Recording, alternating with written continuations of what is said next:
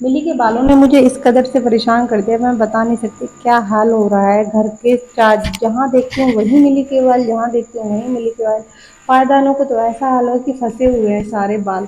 तो मैंने इसे जैसे पानी से धोया था सरफ डाल कर, लेकिन ये साफ नहीं हुए थे, उसी में फंसे हुए थे जस्ट। तो मैंने सोचा कि इसको मैं सूखा ब्रश मारती हूँ, सारे बाल निकल के बिल्कुल ब्रश में चिपक गए और मैं खुश हो गई और सारे बाल मैंने इस तरीके से साफ हो गए कि चलो। नहीं तो मैं इन्हें उठा के फेंकने ही वाली थी, लेकिन दिमाग में आइडिया आया, उसका यूज़ किया और हो गया।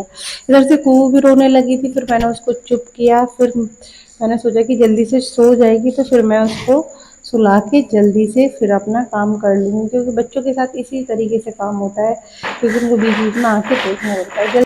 तो जैसे ही कुहू सोई तो फिर उसके बाद मैंने सोचा कि जल्दी से मैं काम खत्म कर लेती हूँ। फिर उसके बाद मैंने कुछ गमलों की हालत भी ख़राब हो रही थी, तो जैसे कि बारिश देख सकते हो, आपकी बारिश आ रही है, तो उस टाइम पे आप गमलों को थोड़ी बारिश में रख दो तो बहुत अच्छे हो जाते हैं। मैं काफ़ी टाइम से सोच रही थी, लेकिन ऑपरेशन की वजह से उठा के रख नहीं सकती थी। बीच में राघव आया कि मम्मा चलो मार्केट चलो, क्योंकि इसको एक बुक लेके आनी थी मैथ की, तो इसको भी जाना था।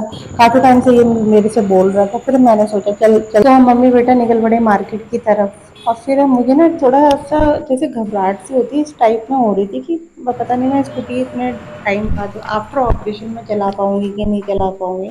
लेकिन ऐसी कोई दिक्कत नहीं हुई, लेकिन स्कूटी थोड़ी संभालने में थोड़ी दिक्कत आ रही थी, और इसी वजह से मैं इसको मना कर रही थी, बेटा मैं नहीं जा पाऊंगी, मैं नहीं जा पाऊंगी। ये बोला नहीं मम्मा, काफ़ी टाइम से ये मेरे से जिद कर रहा था, और मैं रोज़ इसे बहाने लगा लगा के कह देती थी कि बेटा नहीं आज जाना, नहीं जाना। उसके बाद हमने बुक तो हमने पहले ही ले ली थी। फिर उसके बाद हमने कुछ कुहू के लिए भी लेना था, उसका कुछ सामान ख़त्म हो रहा था, तो फिर हमने वो भी लिया। यहाँ से कैंटीन में आ गए थे तो हम यहाँ लेने लगे। फिर उसके बाद मैंने सोचा कि कैंटीन में आए हैं तो कुछ ज़्यादा ही सामान ले लें, तो मेरी कुछ समझ में नहीं आ रहा था कि लूँ भी तो क्या लूँ कुछ।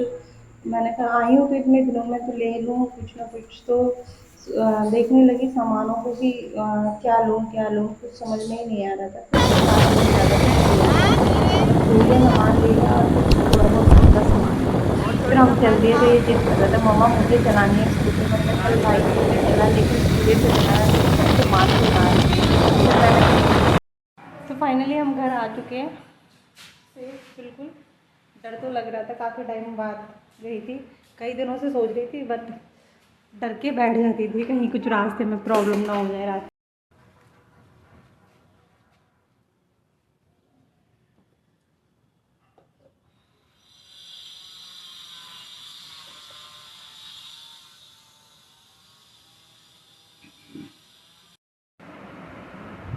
तो इसे देखकर मुझे इतनी खुशी मिली कि इसने तो आज मेरा सारे ही काम करवा